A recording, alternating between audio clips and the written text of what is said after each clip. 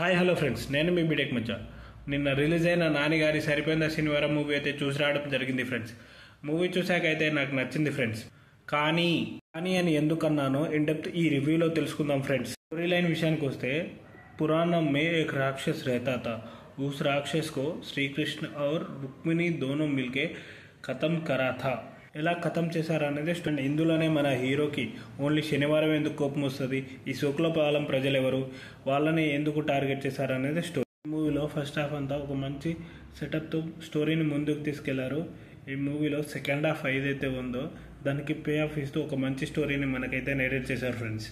మూవీలో కొత్త రకమైన స్టోరీ కానీ ట్విస్ట్ అండ్ టర్న్స్ కానీ ఎవడో వచ్చి లేపుతాడనే మాత్రం ఉండదు. కానీ మీరు మూవీ అయితే 3 hours పక్కా కూర్చొని చూస్తారు.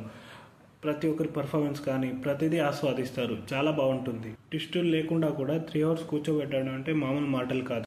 మన హీరో నాని గారి పర్ఫార్మెన్స్ అయితే ఇందులో చాలా బాగుంది. కానీ ఈసారి నాని గారు అయితే కొత్తగా ఫైట్లు చేశారు. అవి కూడా చాలా బాగున్నాయి, చాలా బాగా వచ్చాయి కూడా. హీరోయిన్ ప్రియాంక మోహన్ గారి గురించి మాట్లాడుకుంటే, ఒక పోలీస్ కానిస్టేబుల్ డ్రెస్లో కూడా ఇంత అందంగా ఉండడం అంటే మామూలు మాటలు కాదు. ప్రియాంక మోహన్ గారి ఫేస్లో ఒక అమాయకత్వం ఉంటుంది. ఆ అమాయకత్వం చాలా బాగుంటుంది. ఆమె పర్ఫార్మెన్స్కు అది బాగా సెట్ అవుతుంది కూడా. అండ్ తను కూడా చాలా బాగా యాక్టింగ్ చేసింది. స్టార్ పర్ఫార్మర్ ఎవరైనా ఉన్నారంటే అది ఎస్ఏ సూర్య గారు.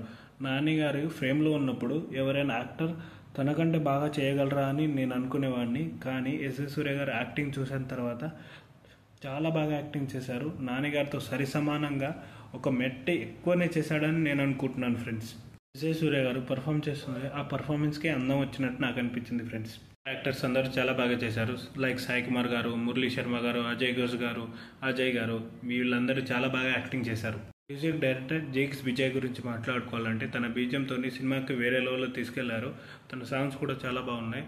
సాంగ్స్ కొంచెం చూసుకుని ఉంటే ఇంకా చాలా బాగుండేది. బీజిఎం మాత్రం చించి అవతల పడేసిండు. ఈ మూవీలో సినిమాటోగ్రఫీ కానీ ఎడిటింగ్ కానీ ప్రొడక్షన్ కానీ చాలా చాలా బాగున్నాయి ఫ్రెండ్స్. పెట్టిన ప్రతి రూపాయి అందులో కనబడుతుంది మనకు. ఫైనల్లీ మన డైరెక్టర్ అయిన వివేక్ ఆత్రేయ గురించి మాట్లాడుకుందాం. ఫస్ట్ మూవీ అంటే సుందరానికి కొంచెం డిసప్పాయింట్ చేయడంతో ఈ మూవీని గట్టిగానే ప్లాన్ చేసుకున్నారు. చాలా బాగా వచ్చింది కూడా. కానీ స్టోరీ అనేది కొత్తగా లేకపోవడం ఒక మైనస్. అయినా ఏం పర్లేదు, చాలా బాగా మూవీ తీశారు. 3 hours ఒక ప్రేక్షకుని కూర్చోబెట్టడం అంటే మామూలు మాటలు కాదు. మీరు అందులో సక్సెడ్ అయ్యారని చెప్పాలి.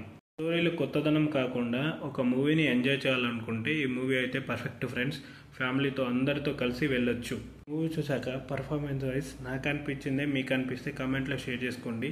నా ఈ వీడియో కనుక నచ్చితే లైక్, షేర్, సబ్స్క్రైబ్ చేసుకోండి ఫ్రెండ్స్. రేటింగ్ అంటారా, మంచి సినిమాలకు రేటింగ్ ఏమి ఉండవు ఫ్రెండ్స్. హ్యాపీగా ఫ్యామిలీతో వెళ్ళి మంచిగా ఎంజాయ్ చేయండి మూవీని.